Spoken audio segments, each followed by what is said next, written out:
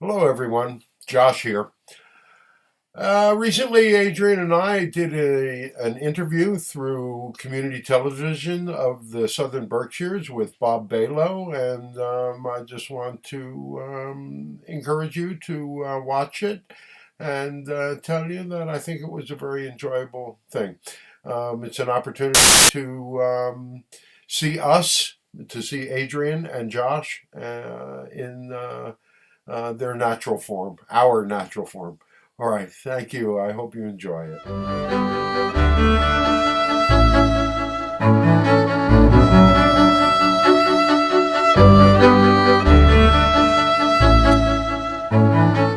Well, welcome once again to Conversations. My name is Bob Balogh, and I have two exciting guests today. Exciting, believe me. If you keep watching, you will feel the excitement. You will channel the excitement. That's a clue. We have Josh Schwartzbeck and Adrienne Metcalf. Hi, folks. Hi, how are you, Bob? I'm doing fine, and I'm even doing even finer because you're here. You're nice people. Thank you. Josh and Adrienne have a television program on this very channel. And tell us about it, Josh. Well, right now we're at a point where we have presented so far 9 half-hour presentations that basically have to do with the work that we have brought through over the past 22 years, channeling, presented it in a somewhat encapsulated format to give people the basics of the dynamic, and then to get people more familiar with actually the process of channeling and the whole movement so that it doesn't seem so foreign or so woo-woo to everybody. We've done a series now of interviews with a local author that we've just concluded the 10th one. And I believe we're about to start with something next week with a new format, although I don't really have a clue as to what that's actually going to be. I see. Adrienne, for the viewer who is not well versed in this subject, what do we mean by channeling? You might call it mediumship. That's the older term. That Josh acts as a vehicle for another consciousness to actually come through and give messages from seemingly outside of our set of reality.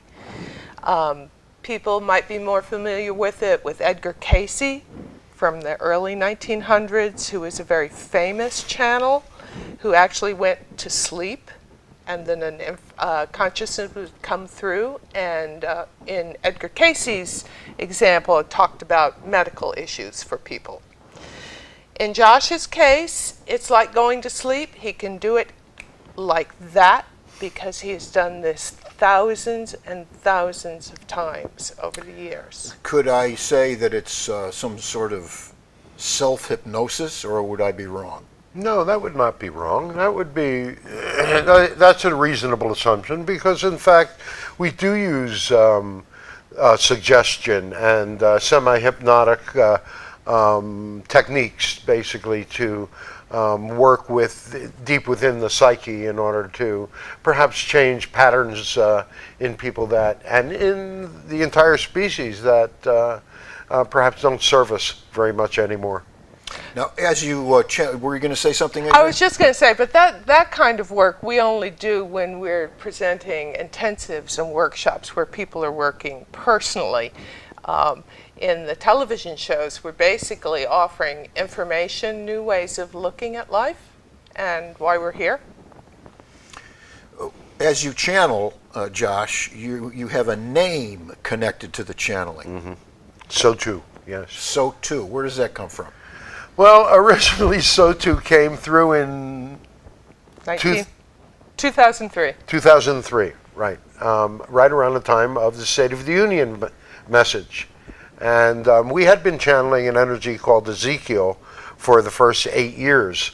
And Ezekiel basically worked with us along personal dynamics. When So Too came through, they began to give us more of a picture of the greater movement of humanity, that there was, in fact, a pattern and that there was, in fact, a purpose.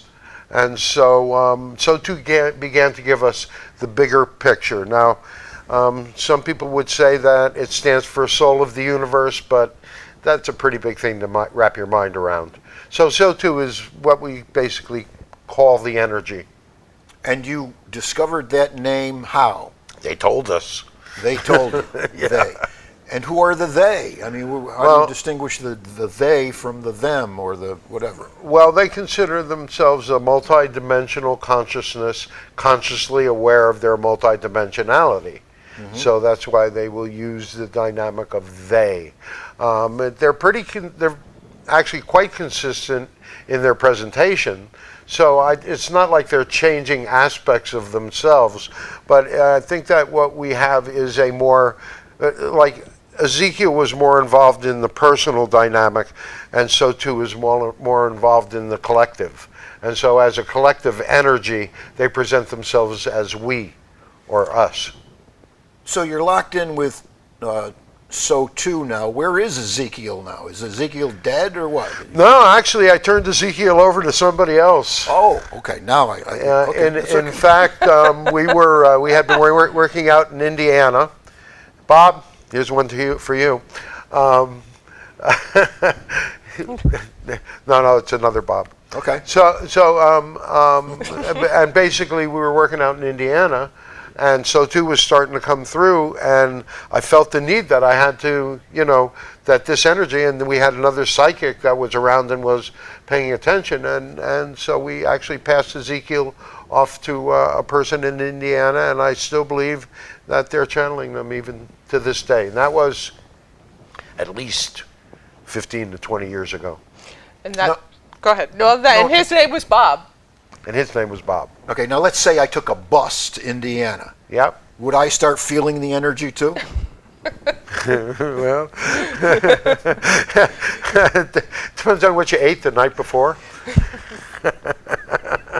Yeah. Well, okay. Now, with all that we've heard now, how does the word mystic enter into the conversation? Well, is that the same or different?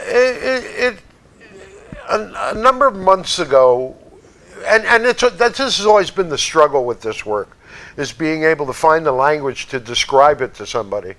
Okay. And the word mystic and the definition that was given as a mystic pretty well fit the dynamic, because in order to channel, you have to align your energy and be able to open up and leave a space. And in order to do that, it requires a certain trust and a certain, what they consider communion. I believe. And again, am I actually a mystic? I don't know. That's for others to decide. And again, another word or another term that I would say or throw out there for your definition is divine energy. Mm-hmm. How does that fit into the mix? Well, I think that so too is considered a divine energy because they are outside of the realm of hierarchy. And they generally give us an objective viewpoint that really is outside the set of masculine and feminine, better than, less than, any sort of dynamics like that. And so they basically give a really non-judgmental viewpoint of things like that. Has so too ever had an incarnation? No, never have had an incarnation. Why not? I don't think that they want to be bothered with it, to be honest about it. Recently they were talking about passing over to someone, and they were talking about the fact that there really is no hell. That in fact you're gonna experience what you believe really strongly right in the beginning, but then that there is Can you help me here? You're thinking. Well, I'm not sure what that had to do with what was said before, but yes, that you do reconnect with those aspects of yourself that are eternal. And well, but again, it's so too is the divine being, and it's that whole concept of God as all that is. In other words, if everything is the divine, if everything is God, and that makes us part of the divine. And that's basically the whole dynamic. I mean, they are nothing but an aspect of greater consciousness. And we, as we focus into the physical, and that energy becomes denser, becomes more tangible, becomes physical, we take on those dynamics of those same aspects. So, in fact, we're just a holographic picture of the divine. But we forget that when we're here. That's the main thing, is that we forget who we are, what we're a part of. You mean where here we're in the studio? That too. Or on the Route 7 corridor? Everywhere. Is there Physical. Is there any Physical. divine energy on the Route 7 corridor? Absolutely, but you really have to look hard. All right, so I think, to me, because I don't know all the technicalities of what you're talking about, but there is an element of common sense that can reach me with what you're talking about, because of the spirituality, the sense of God, a lot of these things. I don't know all the specifics, the technicalities, or the schematics, but common sense enters into the picture here, for me anyway. Well, I believe this is what we have given and what we've been able to bring forth is a very pragmatic and understandable dynamic. If you listen to the shows, and you obviously have listened to some of the stuff, there's a thread of reason that runs through the whole dynamic, and it's the same reason that and the same dynamics of nature that runs through everything on the planet and through each of our lives. We're emotional beings, and the emotional pieces of ourselves are the least defined, and yet they are the raw materials that we use to create what we wish in our reality. Well, you know, pragmatic and dynamic were words that Nixon used a lot. I just want to throw that out there. Well, Maybe we can channel him. He was kind of my hero, you know. Yeah, well. So, hey, if you're an environmentalist.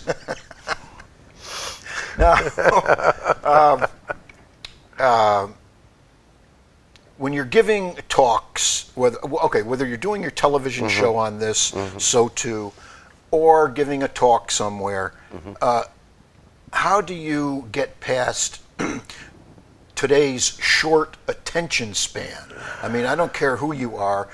Most people, they're not going to be hypnotized or self-hypnotized. They're going to go to sleep because they have a short attention span and boredom. How do you get past all that? I don't know how that happens, to be very honest about it. Being in channel at the moment. But I can tell you, we have done workshops for 4 hours straight without anybody getting up except to go to the bathroom and then come back as quickly as possible. Paid attention. That's good. So I'm not sure exactly how that happens. Adrienne has actually experienced that more than I have, because my experience in channeling is kind of like taking a nap. Josh doesn't know what's gone on after a session. He has no idea what he said. Really? Yeah, Really? she fills me in. Is that For the going most to part. cause a fight between the two of you? Not generally. No? Well, I mean, he has no idea what's going on. I mean, that's... all right, It's a listen. matter of trust after all these years. After all these years. Takes time. You know, the rumor has it that you own a farm and a farm stand. Yeah, isn't that funny? Yeah. Well, which came first, the chicken or the egg? I mean, did the so-to and everything that goes with so-to come first and then the farm, or the other way around? No, So-To came first. Right. Okay. And everything that came with So-To came first. And everything has been part of that dynamic of that journey, including the farm. The farm has led us to a dynamic of self-sufficiency that we had never really allowed ourselves to have before, although it was our inner desire to be in that place. I have always been resistant about being followed by a group, although I've been followed by what I can consider like 3 or 4 separate groups at this point after all these years. But what we've managed to do is to dissolve them, because I never felt that it had integrity to have to survive off of a group of people that were following you. In other words, to require a certain amount of money, a certain amount of anything from them other than their desire to be there. So you're basically an old curmudgeon. Is that what you're saying? Pretty much. Yeah. Yeah. Pretty much. Thank you very much, by the way, for recognizing that. And are you allowed to say where the farm and farm stand are? Sure. You want to give us a free plug? No problem. We're up on Quarry Road in Beckett, and In Beckett? In Beckett, right? Beckett. And What part of Argentina is Beckett? It's just south of Buenos Aires.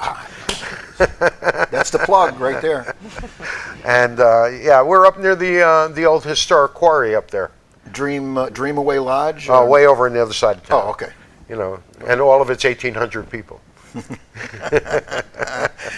And you've been at the farm doing that for how long? This is our 6th season being commercial farmers. It's one thing to have the spring, summer, fall farm stand, but what do you do in the winter? Do you grow anything in the winter?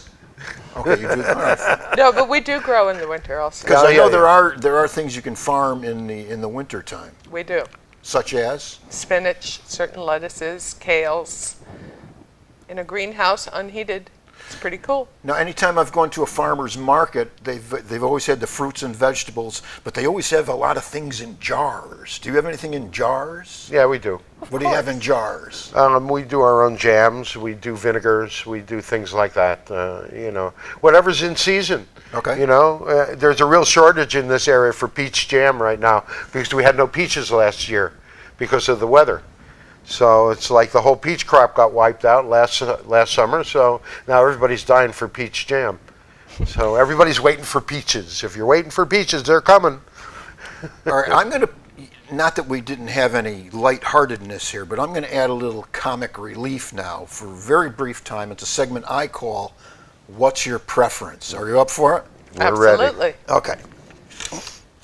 What's your preference? Sotu or tofu? Oh, no doubt, tofu. Tofu, okay. And there's no right and wrong. There's no right There or better wrong not answer. be, because so too is going to be upset. No. Sotu's going to be upset. Okay. Oh, I hate tofu. So All right. There's no right or wrong answer. I continue. What's your preference? Farm stand or handstands? Farm stand, You sure? I'm sure. Okay, that's fine. What's your preference? Divine Energy or a 5-hour energy drink? can we have both? Certainly. No wrong answers. What's your preference? Mystic or dipstick? Oh, definitely dipstick. There's a lot less responsibility. It's very clear. Instant You have answer on enough that oil one. or you don't. There might be a little more cleanup with a dipstick. Yeah, well, that's all right. It's only oil. Just wipes right off. All right, now, what's your preference? Questioning reality or questioning your monkey? What's the What's the difference? difference, right? I like these guys. I really like these. What's your preference? Adolescent dynamics or general dynamics? Well, believe it or not, General Dynamics, we've got the adolescent dynamics. Just look around. And finally, But I'm not for war. what's your preference? I'm having too much fun here, by the way. What's your preference, finally? Ego, id, and superego, or Crosby, Stills, and Nash? Oh, that's easy. Crosby, Stills, and Nash. Do-do-do-do-do. My guests are Josh Schwartzbach and Adrienne Metcalf, and they have a television program right here on this station. It's on sporadically, just like mine. You have to check your local listings, right? When does your show usually come on? Do you know? I have no idea. Sometimes 3 o'clock in the morning, sometimes. All over Could the be. place. Yeah, could be. It's, yes. But have you gotten any feedback from your television show? Surprisingly little. Oh, we would It's love truly some. amazing. That's not Please. good. It's truly amazing. I had someone show up out of the blue up to the farm stand one time, but really, it's either we're blowing people away or, who knows? I get feedback in the form of getting punched in the nose from my. I'd TV even program. take that. Yeah. Okay. Now, oh yes, I know what I wanted to ask you. What is the Peace Genesis Project? Well, that's a dynamic. That's the result of all of the work that we've basically been doing. When we first started to do it, Ezekiel especially, and an energy that Adrienne was working with, was giving us intensives. We're giving us like a nine-part workshops that basically lasted 9 to 10 hours. Where would the workshops be?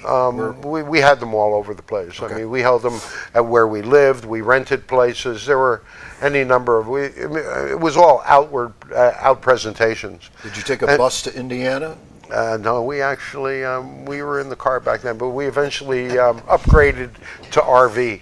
Oh, okay. It's fun. 35-foot diesel RV. There you go. No, that's fine. I'm telling you. And so you go to different venues, and you talk about the Peace Genesis. No, project. what basically happened was that the work basically, first we were given the 3 different intensives, and what we realized at the end of the intensives was that this is basically, the work was all about healing and forgiveness. And right, and so it broke down to the dynamics of healing and forgiveness, and that in order to be able to create the platform for peace, people had to feel safe and secure. Because if you don't feel safe and secure, how can you have peace in your life? See, this is the common sense again. Right. It's very common sense. Yeah. But not enough people are saying it. Uh-huh. And so it almost requires, someone or something that's greater than ourselves in order to have anybody listen. So, therefore maybe the reason for the method of the channeling. But the healing and forgiveness we realized was the foundations for peace.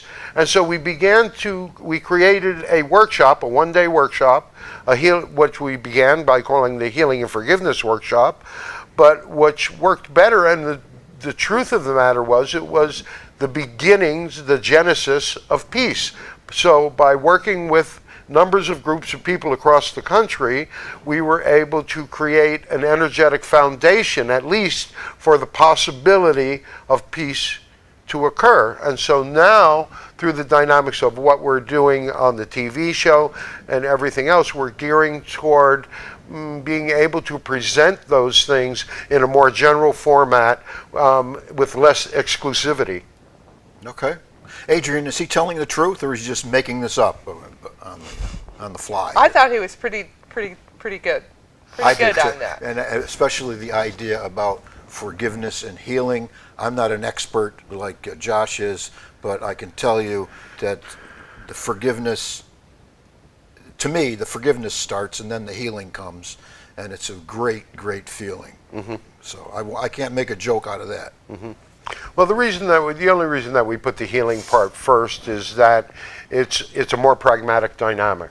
You can create a metaphor, you can create the dynamic of in your imagination to be able to heal a wound in a very pragmatic way. Forgiveness, on the other hand, is an incremental journey. It's a step-by-step journey. And you really only get to forgiveness by first for understanding why the person or the energy or whatever the situation is was created in your life, and then to actually forgive the what. So first you have to find the why and be able to forgive that, and then you can move on to the what. And once that's done, it has been our experience that you can actually free yourself of it and move on. Well, I can't top that, and so I will ask you a different question. I would say, who is Elena Channel William? Wow. Who is she? Elena Zachary, an old friend of ours. We met at a workshop not a workshop, go back to the beginnings, and we were both students of the Seth material.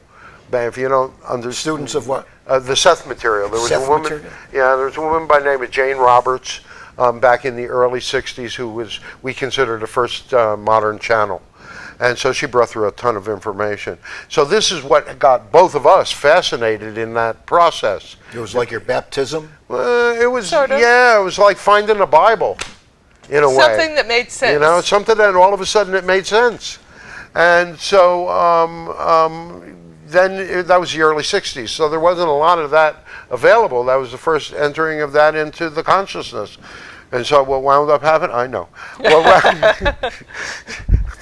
2 minutes and 40 seconds is a lot. She went, basically what happened, we couldn't find, you can't find just anybody. You got to dig it up. But Elena was a local channel, and she channeled a person by the name, an energy by the name of William, and it's at her gatherings that we met. Is she still around? She's in Santa Fe. Santa Fe. I've been to Santa Fe. Nice place. Yep. Very nice place. Well, we're almost out of time, and I'm glad that you guys stopped by. Adrienne and Josh, look for their television program, which is called Conversations with So Too. This Not is hard to remember. This is Conversations with Bob Balogh. Obviously, they stole my thunder, but that's okay. That's okay. That's forgiveness. Thank you, Bob. Thank you. So, Thank you, Bob. and oh, by the way, there is a website. May I say your website? Absolutely. They do have conversationswithso2.org. Go there, and you'll see some great landscapes that you took. Where is that located, by the way? Outside our side door.